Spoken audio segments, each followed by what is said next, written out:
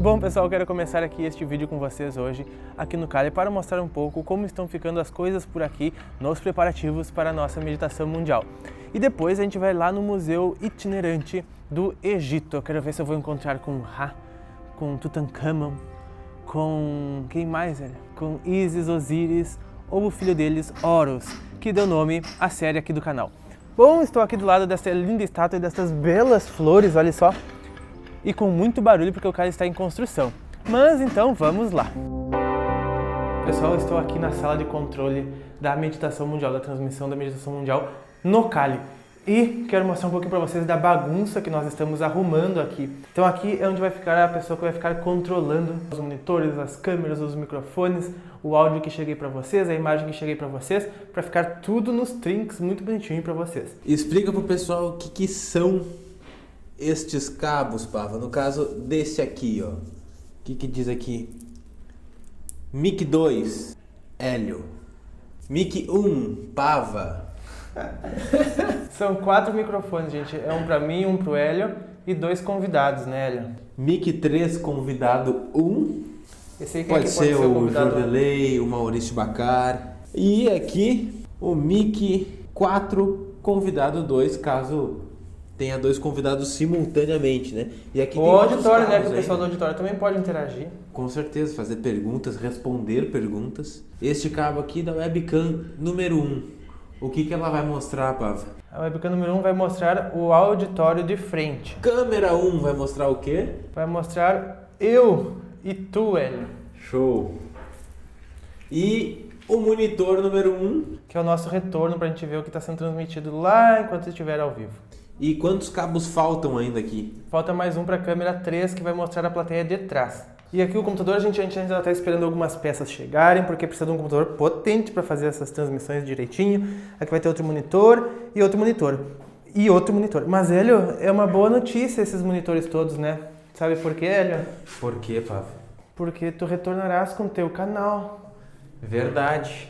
Daqui do Cali, todos os que participam do Cali também farão vídeos para pôr no canal do Cali e do Hélio, que será o mesmo, né? Então o Hélio vai usar também o computador para editar os vídeos pro canal dele, né, gente? Então vai ser muito legal. E Hélio, a gente também vai melhorar esse local, né? Tu vai melhorar por quê? Porque aqui vai ser também o fundo de um outro programa do canal, né, Hélio? Isso. Sempre após as meditações mundiais, acontece a Conferência da Paz.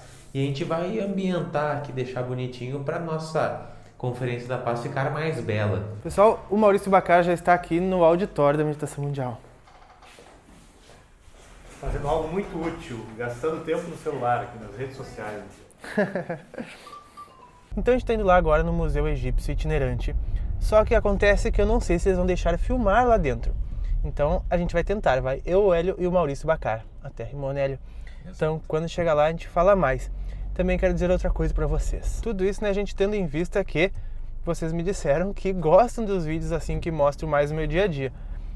E ao contrário do que os números dizem, né? Porque os números dizem que vocês não gostam, porque são os vídeos de menor audiência. Mas eu gosto de fazer, eu me sinto mais próximo de vocês, mostrando o meu dia a dia.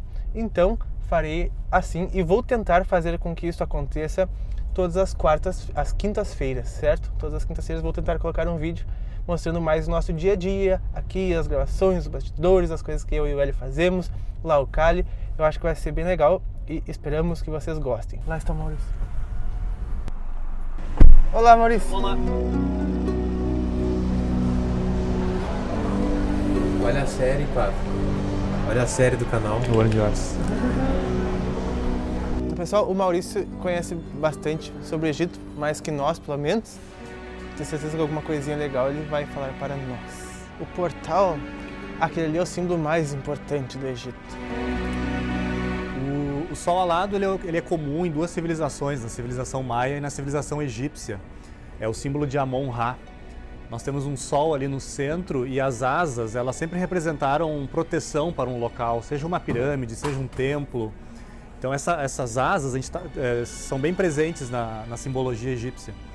E esse sol alado, então, é o símbolo de Amon-Ra. Amon, ele simboliza o espírito do sol e Ra representa o sol visível. Então a gente vê que o sol no Egito, e não só no Egito, em outras civilizações também, ele era sempre um símbolo que nos remetia ao mistério, essa ideia do mistério que está por trás de todas as coisas. Na minha visão é também isto, mas também um pouco diferente sobre este símbolo.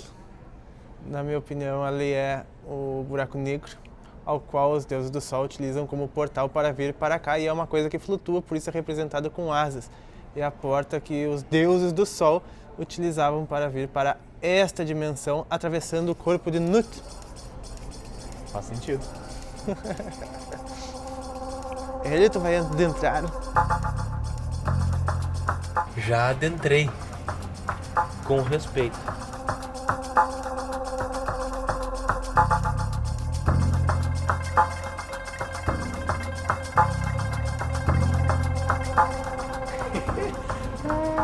Vai virando, vai virando. Olha, Maurício, é grande. E ela disse que é a menor de todas as exposições.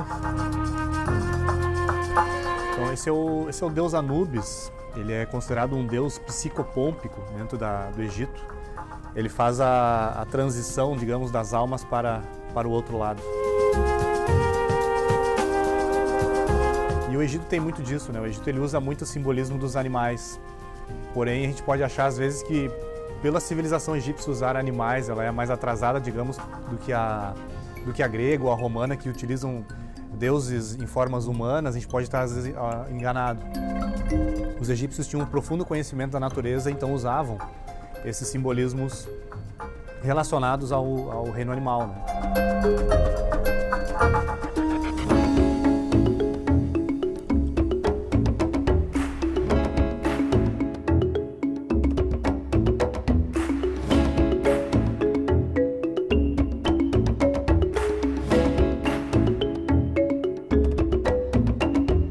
Algo curioso também no Egito é que a mulher tinha papéis tão importantes quanto os homens. A nossa civilização ocidental ela tem muito forte o patriarcado, mas em muitas civilizações a mulher tinha o mesmo papel do que o homem, ou inclusive tinha papéis muito mais importantes que o homem dentro da hierarquia política, social.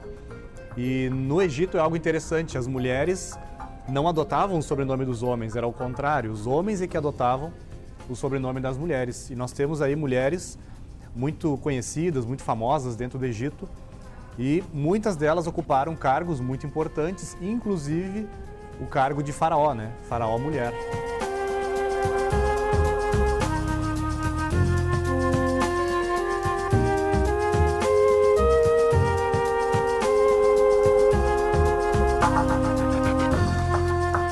Os degraus na cabeça de Ísis, a Ísis, além de ela representar a deusa da sabedoria, a deusa do amor, a deusa da verdade, então por estar relacionada à sabedoria, ela tem esses degraus em cima da cabeça. A palavra Ísis vem de is, que significa degrau, degrau. Então representava essa escalada do ser humano e de toda a natureza em direção ao mistério.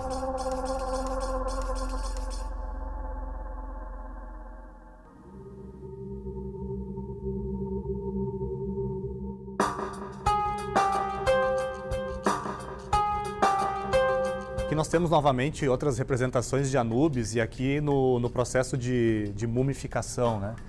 A mumificação, numa leitura um pouco rasa, pode representar uma ideia de materialismo, ou seja, um certo apego à matéria, um certo apego ao corpo físico. Porém, a literatura esotérica ela fala que é justamente ao contrário. A mumificação ela era um processo para ajudar nesse processo aí de saída do corpo e de ir para o chamado Amenti. Então, no Egito, essa terra de Amon, que era Amenti, que os cristãos chamam de céu, que outras civilizações têm outras formas de denominar isso. Essa transição para o Amenti era ajudada por esse processo de mumificação. Era todo um rito que se fazia, só que esse rito de mumificação não era para qualquer pessoa, era somente para aquelas pessoas que tinham, né, homens e mulheres de nível sacerdotal. Quando a civilização egípcia começa a cair, aí esse processo de mumificação, então, vai começar a ser feito por pessoas que tinham condições de pagar por esse rito, que era um rito de ajudar justamente nesse processo de desdobramento, de separação do corpo, né? Separação da consciência da parte física.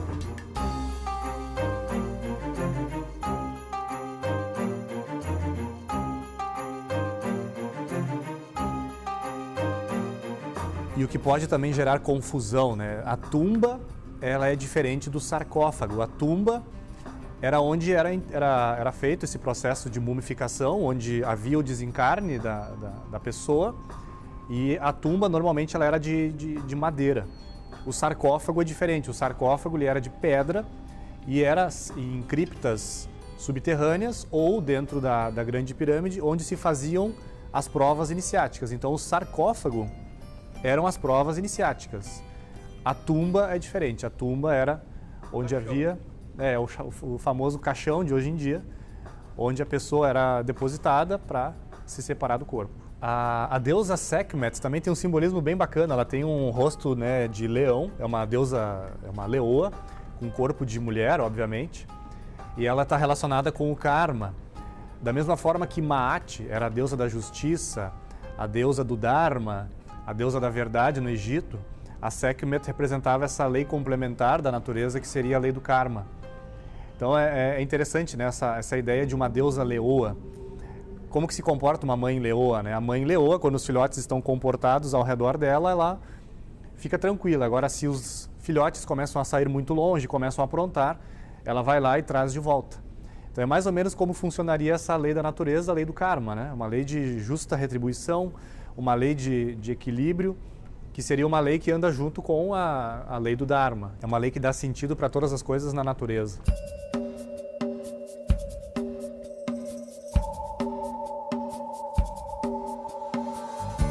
Uma das trindades no Egito era Ísis, Osíris e Horus. O Osíris ele representa o pai, Ísis representava a mãe e Horus representava o filho. E o interessante é perceber que todas as religiões têm as suas trindades e todas elas têm o aspecto feminino. Então no Egito nós temos a deusa Ísis representando o aspecto feminino da natureza. O nosso ocidente aqui acaba herdando, claro, uma tradição muito patriarcal, que acabou desconsiderando o feminino. Então nós temos um pai, um filho e um Espírito Santo. Porém, se a gente for estudar todas as religiões, todas elas têm um pai, uma mãe e um filho, e algumas ainda inclusive têm um pai, uma mãe e uma filha. Então a gente percebe essa negligência do feminino, no caso do cristianismo, e a gente vai ver ao longo da Idade Média muitas instituições, muitos grupos tentando trazer de volta esse aspecto feminino. Um deles foi os Templários, que trouxeram de novo a imagem de Maria. Buscaram resgatar de novo essa imagem da mãe de Jesus como o aspecto feminino que ficou negligenciado na Idade Média. A gente sabe o problema que foi na Idade Média, inúmeras mulheres sendo mortas, a repressão do feminino. Então essas seriam umas consequências dessa negligência do aspecto feminino que a gente acaba presenciando com o cristianismo. Tá que nem uma boate aqui dentro. Aqui tem uma rave. O interessante é que a palavra Egito, ela não era usada pelos egípcios. A palavra Egipto vem de Aegyptus, que significa terra de mistérios. Muitos filósofos pré-socráticos, se não a maioria deles, foram para o Egito para terem as suas iniciações dentro da Grande Pirâmide ou dentro das criptas subterrâneas. E quando chegavam no Egito, chamavam aquela terra de mistérios, Aegyptus. E hoje, então, nós conhecemos esse nome Egito através dos gregos. Os próprios egípcios chamavam a sua terra de Taneteru ou Tanétero, ou também chamavam de país de Kem. Então tem duas formas aí que a gente já ouviu falar. E Tanétero ou Tanétero significaria terra dos deuses, e país de Kem, inclusive, teria uma relação com alquimia. País de Kem, um dos berços da alquimia. Obviamente, se a gente for voltar mais no tempo, a gente vai perceber que maias, egípcios, hindus vão ter influência de uma civilização mais antiga, que é Atlântida, e que Atlântida, então, seria o verdadeiro berço da alquimia, que depois passou para os dois lados, né? Antes do último afundamento da última ilha de Atlântida, que teria sido Poseidones. E em algumas civilizações a gente vê, não só no Egito, mas também na Grécia e em Roma, Essas curvas que aparentemente, como o Hélio acabou de falar conosco aqui, parecem não dizer nada, mas representam a curva da história. Existem momentos de apogeu civilizatório, existem momentos de decadência, de Idade Média, de obscurantismo. Então essa curva aí representaria a retomada da cultura, da tradição, um auge civilizatório e depois, de novo, um período em que se perdem os valores, se perdem os princípios. E muitos historiadores já têm falado desde o século XX que hoje nós vivemos um período, apesar de muitos grupos e muitas pessoas buscarem a espiritualidade, num contexto geral nós estaríamos aí num período de baixa, né, de perda de tradições, de princípios, de valores e de ética. Só que no meio de tudo isso a gente está retomando, então muita gente, muitos grupos estão retomando esses princípios, essas sementes, essas tradições de milênios atrás, né?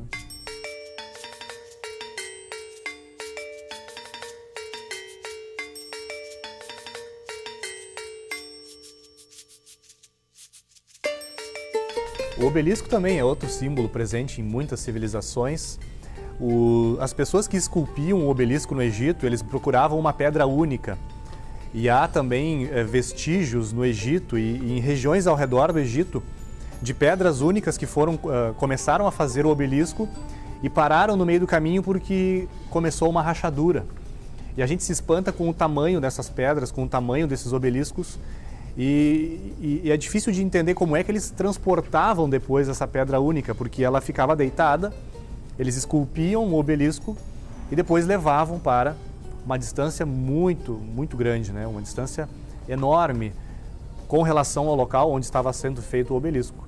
E o obelisco tem um simbolismo bem interessante também, são os 4 elementos da natureza, terra, água, ar e fogo, em conflito, né, em atrito, buscando justamente um quinto elemento, um quinto estado de consciência, que está presente não só na natureza, né, está presente também na experiência humana, onde nós teríamos, segundo os egípcios, 4 corpos, né, o corpo físico, o corpo energético, o corpo astral e o corpo mental, buscando um quinto estado de consciência que a gente poderia chamar de espírito, alma imortal, eu sou, eu quântico. Aí as tradições têm as suas diversas formas de denominar esse mistério que habita na natureza e também em nós, né?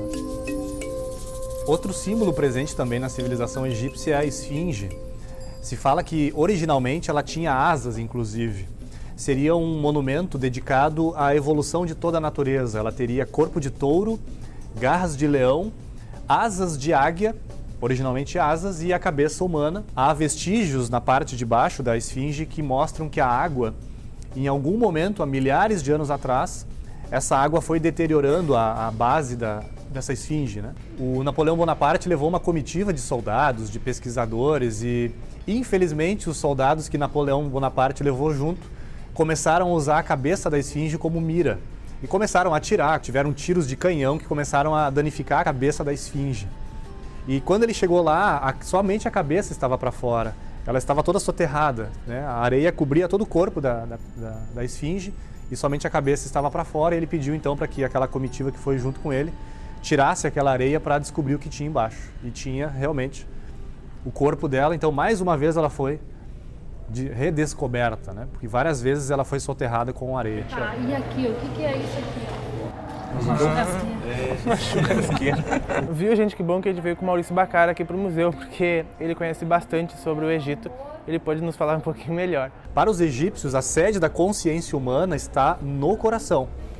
E o interessante é fazer um paralelo, inclusive, com o Santo Graal. O Graal como uma espécie de cálice que guarda justamente todo esse, né, que recebe todo esse impacto que a pessoa vai cultivando de pensamentos, de sentimentos, de emoções ao longo da encarnação.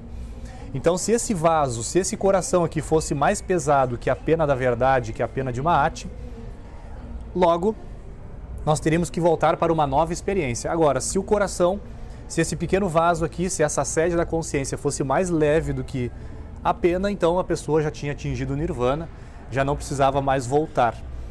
E aqui nós temos o Thoth também, o escriba dos deuses, justamente ali anotando o que foi feito, o que não foi feito, quais foram as nossas intenções aqui na experiência terrena.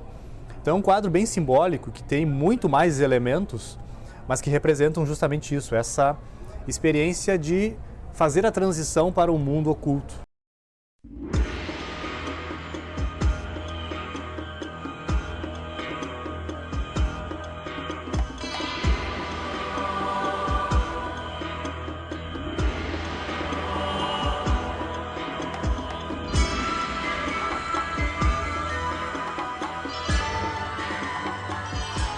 Bom pessoal, é isso aí, o vídeo de hoje vai ficando por aqui, eu espero que você tenha gostado, eu espero que tenha ficado bom, eu não sei porque eu vou editar este vídeo agora.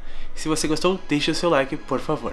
Bom, nós nos vemos nos próximos, um grande abraço e até mais!